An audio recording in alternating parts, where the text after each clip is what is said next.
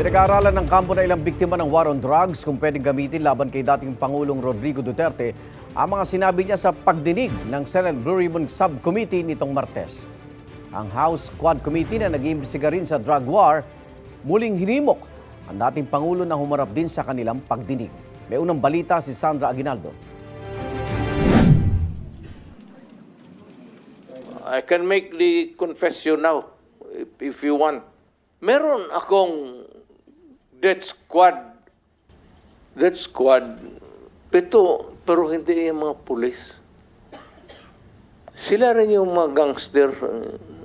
Ang sinabi ko, ganito, prangkahan tayo, encourage the criminals to fight.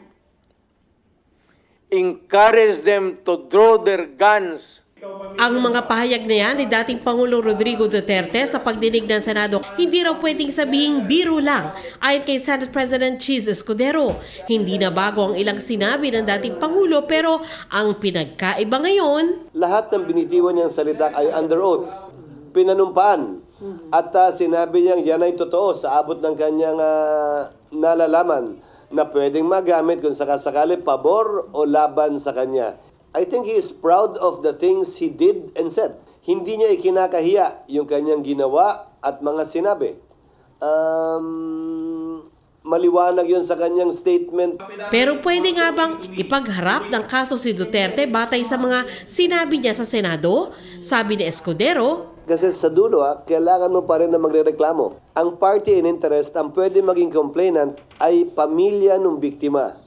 ang grupo ng mga kaanak ng drug war victims pag-uusapan ng posibleng legal na hakbang. Pero sana raw, tulungan sila ng gobyerno. Baka po pwedeng tingnan ng Department of Justice o ng mga NBI, sila yung mas may poder para tingnan po ang mga kasong ito at balikan at maibigay yung katarungan sa mga pamilya ho na nag-aasam ng katarungan. Para naman kay Senador Coco Pimentel, chairman ng Senate Subcommittee na nagsasagawa ng pagdinig sa drug war, nais niyang mapag-aralan ng mga abogado sa loob at labas ng gobyerno ang mga sinabi ni Duterte habang under oath.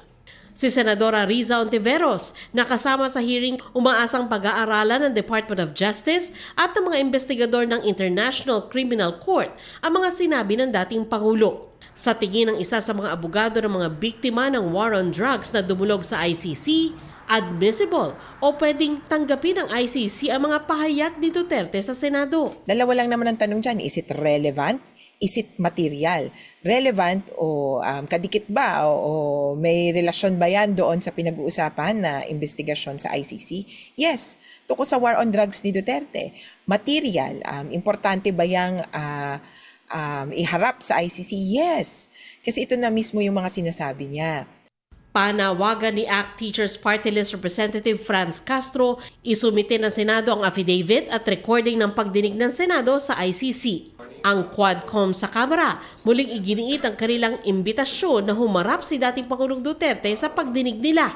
Nasa DOJ na raw ang bola para mag-imbestiga ukol sa mga pahayag niya sa Senado. These cases could include crimes against humanity as penalized under Republic Act No. 9851, the Philippine Act on Crimes Against International Humanitarian Law, genocide, and other crimes against humanity.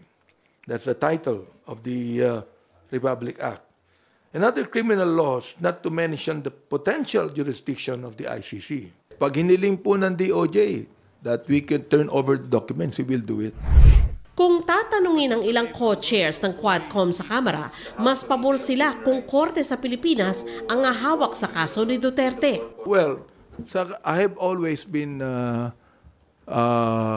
true to my statement since we started the EJK hearings that I'm not going to allow the ICC to get our documents for that. Parang mas maganda na domestically na lang siya ma-prosecute. Hindi ako pabor dyan sa ICC na ever since. Now, kung magpa-fail po ang DOJ on doing their job on this matter, then the more na ICC will take cognizance. So I think it's really up to the DOJ to do their work. Kinukuna namin ng pahayagan DOJ ukol dito. Ito ang unang balita. Sandra Aguinaldo para sa GMA Integrated News.